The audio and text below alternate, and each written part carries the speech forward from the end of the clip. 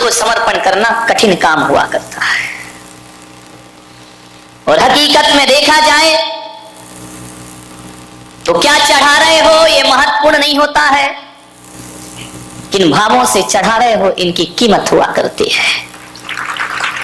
यदि भावनाओं से ओतप्रोत होकर हीरे मोती की जगह किसी ने कमल पंखुरी भी चढ़ा दी, फूल की एक पंखुरी भी चढ़ा दी, तो ऐसा मेंढक भी क्षण भर में मृत्यु को प्राप्त करके स्वर्ग को प्राप्त कर लिया करता है। ध्यान रखिए।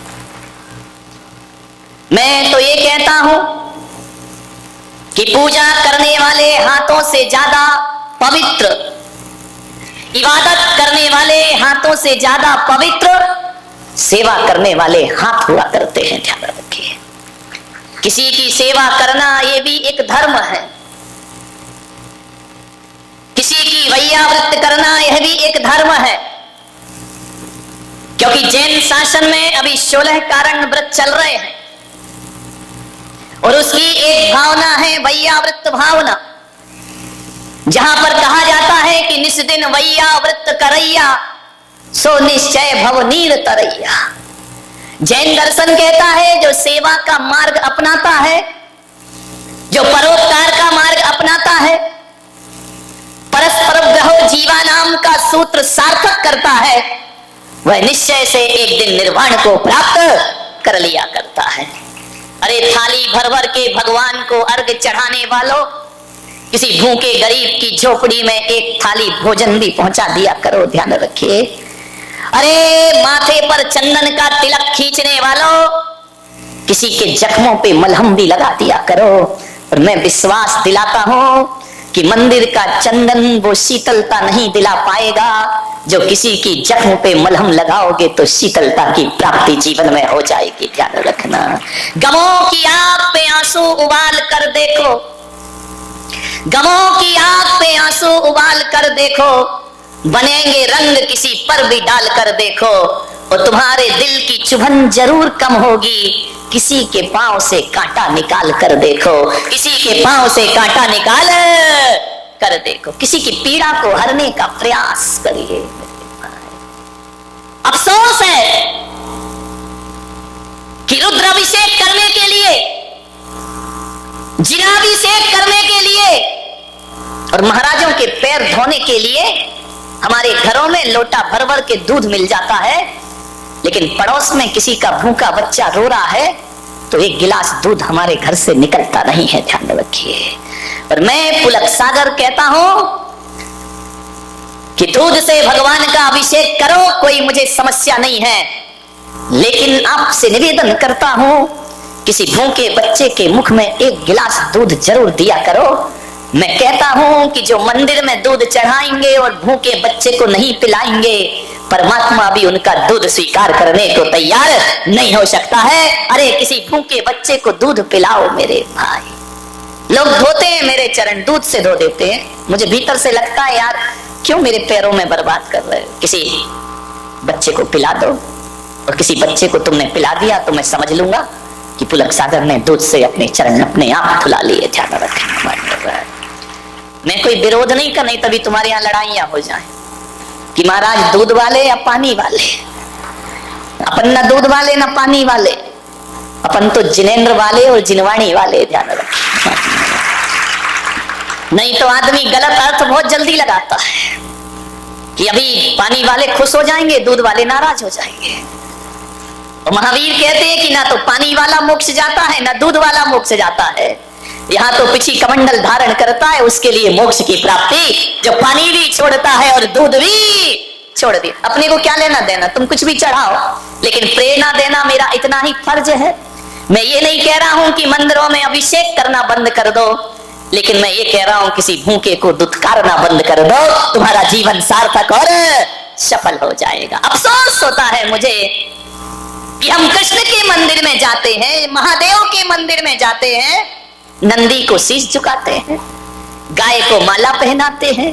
वाह रे इंसान, जिंदा गाय धक्के खाती है और संगमरमर की गाय को मेवा चढ़ाते हो, मिष्ठान चढ़ाते हो, ये तुम्हारा कोई धर्म हुआ करता है? विचार करिए। पत्थर की गाय का स्वागत हो रहा है, जिंदा गाय भूखों मर रही है, दाने दाने को तरस रही है, पत्थर की मूर्तियों को भोग लग रहे हैं, 56 भोग, और जिंदा भगवान जो दरिद्र नारायण है वो मंदिर के सामने भीख मांगता फिरता है। ध्यान रखिए मान्यवर, पत्थर की मूर्तियों के लिए बहुत विशाल मंदिर है। अरे मंदिर बना लिए अच्छी बात है, मैं इसकी बुराई नहीं करूंगा, लेकिन मैं आपसे एक ही आग्रह करता हूं कि किसी गरीब का झोपड़ा भी बनाकर देखो, तुम्हारी जिंदगी को सुकून प्राप्त होगा, तुम्हारी जिंदगी को आनंद प्राप्त होगा। किसी गरीब का झोपड़ा भी बनाओ, 1000 दीपों से भगवान की आरती करते हो तो किसी अंधेरे घर में जाके दिया जला दिया करो, वो भी भगवान की पूजा है, वो भी ईश्वर की पूजा है। ध्यान रख, इससे बड़ी क्या इबादत होगी। इंसान के काम इंसान ना आए तो फिर ये दुनिया जीने के लायक ही ना रहेगी। मेरे भाई निवेदन है आपसे, अरे जिन्हें दुखी हैं, जो पीड़ित हैं, उनकी बदकिस्मती होगी, लेकिन उनकी बदकिस्मती को देखकर मजाक मत बनाना, जितना हो सके सेवा करना, ध्यान रखना। एक भिखारी जब तुम्हारे घर में भीख मांगने आता है तो ये मत सोचना कि वो भीख मांगने आया है। इस देश के त्रिवल्लुवर आचार्य ने लिखा है कि कोई भिखारी यदि तुम्हारे घर भीख मांगने आए तो ये मत समझना कि भिखारी भीख मांगने आया है। वो भिखारी भीख मांगने नहीं आया, वो तुम्हें सीख देने के लिए आया है। और वो भिखारी कह रहा है कि जो भी तेरे हाथ जेब में हो मेरे कटोरे में डाल दे, और यदि है और नहीं डाला तो एक बात याद रखना, कटोरा का हाथ बदलने में ज्यादा देर नहीं लगा करती है। मेरे हाथ का कटोरा तेरे हाथ में, क्योंकि मैंने भी पिछले जन्मों में कुछ नहीं दिया, होने के बाद मैंने कुछ नहीं दिया, तो आज ये कटोरा मेरे हाथ में है, और आज तेरे पास है, नहीं दिया तो मेरे हाथ का कटोरा कब तेरे हाथ में चला जाए कोई भरोसा, जिंदगी का कोई भरोसा नहीं मेरे भाई। कब किस्मत करवट बदल ले, रातों रात लाखपति खाकपति हो जाते हैं, और ऐसी भी किस्मत जागती है, सड़क छाप महलों का बासी हो जाया करता है। ये तकदीर का खेल है, ध्यान रखना, ये तकदीर है। रामनाथ कोविंद को कौन जानता था?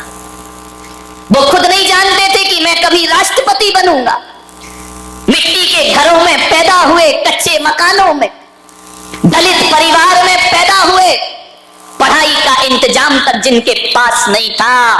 मेरे भाई जब राष्ट्रपति का चुनाव का अवसर आया तो पूरा देश तो क्या, जितने भी दल हैं वो भी नहीं जानते थे कि रामनाथ कोविंद एक चमत्कार बनकर के नाम प्रकट हो। कितनी अटकलें चल रही थी, कोई बोला कि आडवाणी बनेंगे, कोई बोला सुमित्रा महाजन बनेगी, एक से एक अटकलें चली।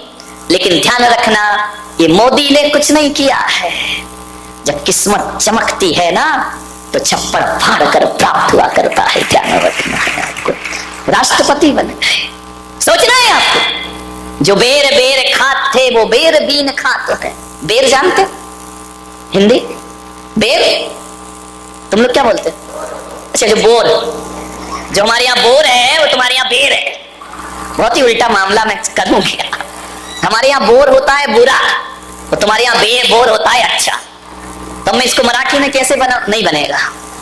जो बेर बीन खात थे, जिनके दिन ऐसे थे कि बोर को बीन बीन के खाते थे। जो बेर बीन खाते थे वे बेर बेर खात है। बेर बेर यानी बार बार, हिंदी समझाना पड़ेगी मुझे। जो बेर बीन खाते थे वो बेर बेर खात है, जो बेर बेर खाते थे वे बेर बीन खाते। तकदीर का कोई भरोसा नहीं। कल तक जो बेर बीन बीन के खाते थे आज उन बार बार खाते हैं, कल जो बार बार खाते थे आज बेर बीन बीन कर। तकदीर का कोई ठिकाना नहीं, कब किस्मत पलट जाए। और किस्मत ऐसे खूबसूरत मोड़ पे धोखा देती है। अब देखो ना देश के हालात, वाडवाणी की किस्मत में नहीं है तो नहीं है, अब क्या करोगे तुम? क्या कर सकते हो? ना पीएम बन पाए, थोड़ी आस थी कि राष्ट्रपति बन जाएंगे, उन्हें क्या मालूम था इसी समय फाइल खुल जाएगी। विचार करिए, सोचना है आपको। अब नहीं है तकदीर में तो नहीं है। लोग बोलते हैं कि सोनिया का बड़ा त्याग है, जीतने के बाद भी मनमोहन को मुख्यमंत्री प्रधानमंत्री बना दिया। अरे काय का त्याग मेरे भाई।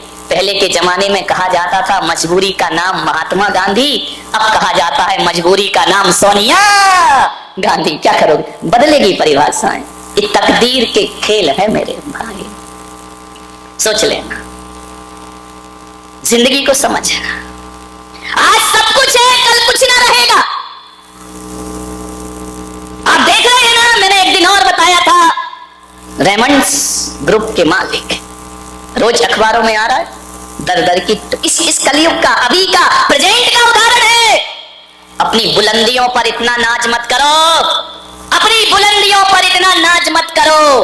हमने तो आसमान से सितारों को गिरते देखा है, ध्यान रखिए। आसमान के सितारे भी एक दिन जमीन पर आ जाते हैं।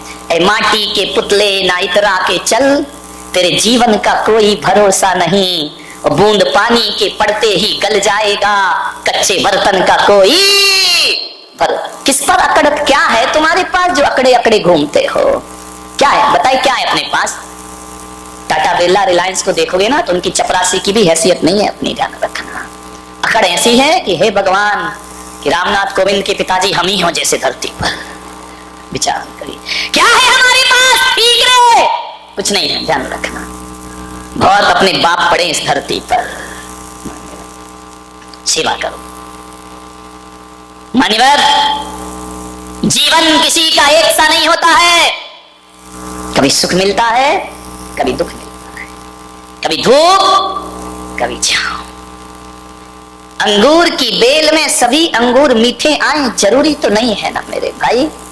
खट्टे भी आते हैं और मीठे भी आते हैं। गुलाब की हर डाल पर फूल ही फूल हो जरूरी नहीं है, कांटे भी होते हैं और फूल भी हुआ करते हैं। लेकिन कांटों को दुश्मन मत समझो, ये कांटे फूल की सुरक्षा है। दुख को बुरा मत समझो, ये दुख तुम्हारे सुख का स्वाद बढ़ा दिया करते हैं, ध्यान रखिए। आप सोचिए, यदि जीवन में सुख ही सुख हो तो जीवन जीने लायक ना बचेगा। थोड़ी सुख भी होना चाहिए, थोड़ा दुख भी होना चाहिए। पिक्चर देखी ना तुमने कभी खुशी कभी, कितनी जल्दी याद आ गया।